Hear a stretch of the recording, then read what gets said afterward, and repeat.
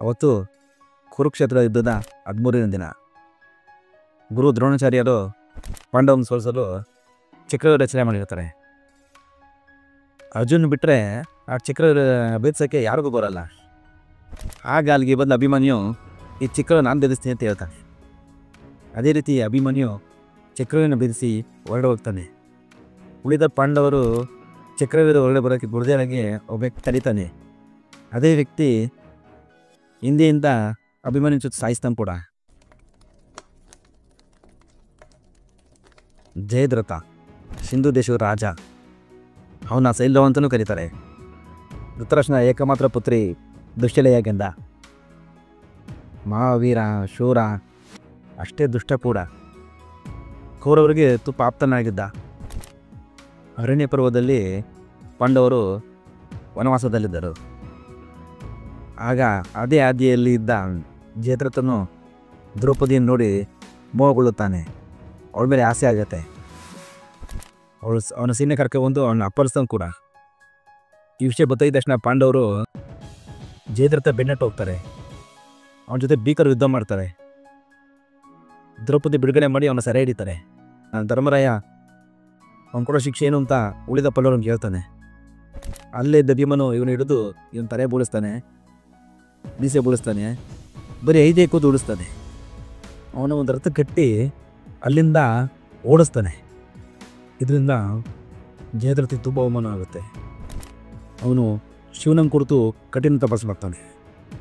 ಶಿವ ಪ್ರತ್ಯಕ್ಷ ಆಗಿ ನಿನ್ಗೆ ಏನು ಬೇಕು ಅಂತ ಕೇಳಿದಾಗ ಅವನು ನಾನು ಪಾಂಡವ್ರನ್ನ ಒಂದಿರದ ಮಟ್ಟದಲ್ಲಿ ಸೋಲಿಸ್ಕೊ ಅಂತ ಕೇಳ್ಕೊತಾನೆ.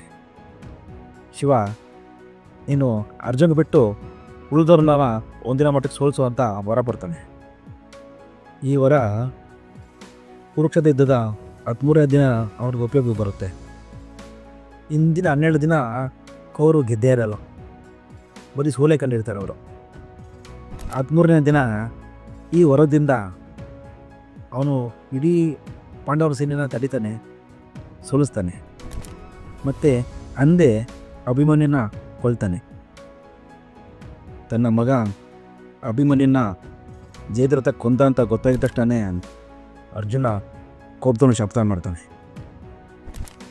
ನಾಳೆ ಸೂರ್ಯಾಸ್ತದೊಳಗೆ ಜಯದ್ರಥನ ತಲೆ ಕತ್ತರಿಸ್ತೀರಿ, ಇಲ್ಲಾದರೆ ನಾನೇ ಬೆಕ್ಕಿಗೆ ಆಹುತಿ ಆಗ್ತೀನಿ ಅಂತ ಅರ್ಜುನ ಶಬ್ದ ಮಾಡ್ತಾನೆ.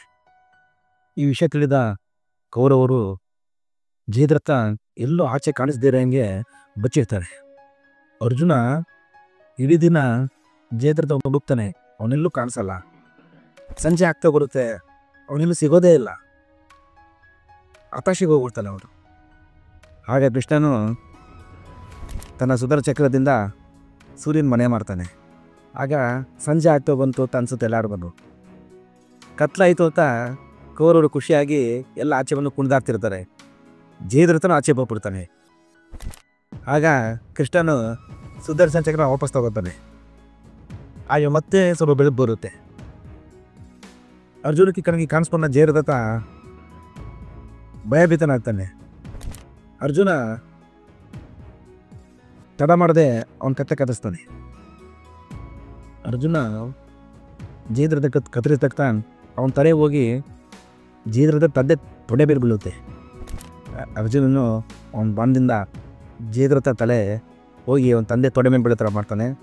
ಯಾಕೆ ಅಂದರೆ ಅವ್ರ ತಂದೆಗೆ ಒಂದು ವರ ಇರುತ್ತೆ, ಯಾರು ನನ್ನ ಮಗ ಜಯದ್ರಥ ತಲೆನ ಕೆಡೆ ಬೀಳಿಸ್ತಾನೋ ಅವನ ತಲೆ ಛಿದ್ರ ಆಗಲಿ ಅಂತ ಕೇಳ್ಕೊಂಡಿರ್ತಾನೆ.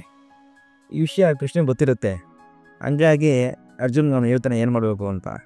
ಅರ್ಜುನ ಅದೇ ರೀತಿ ಜಯದ್ರಥ ತಲೆನ ತೊಗೊಂಡೋಗಿ ಅವನ ತಂದೆ ತೊಡೆ ಮೇಲೆ ಬೀಳೋ ಥರ ಮಾಡ್ತಾನೆ. ಅವನು ಬಾಯ್ತಂದು ಎದ್ದು ನಿಂತ್ಕೊಂಡಾಗ ಅವನ ತಂದೆ ತೊಡೆಯಿಂದ ತಲೆ ಬೀಳುತ್ತೆ ಕೆಳಗಡೆ. ಹಂಗಾಗಿ ಅವನ ತಂದೆ ತಲೆನೇ ಸ್ಫೋಟ ಆಗುತ್ತೆ.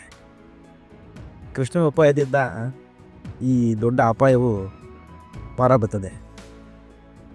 ಇದೇ ರೀತಿ ಜಯದ್ರಥ ಎಂಬ ವೀರ ಶೂರ ದುಷ್ಟ ಒಂದು ರೀತಿ ವಿಚಿತ್ರವಾದ ಪಾತ್ರ ಈ ಮೂಲಕ ಅಂತ್ಯ ಆಗುತ್ತದೆ.